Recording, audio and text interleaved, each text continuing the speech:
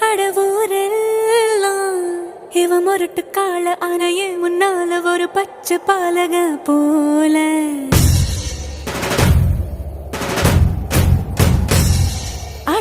அடநாடெல்லாம் பிடிவாதக்கார ஆன வந்து பாருங்க வீட்டில் கண்ணு குட்டி போல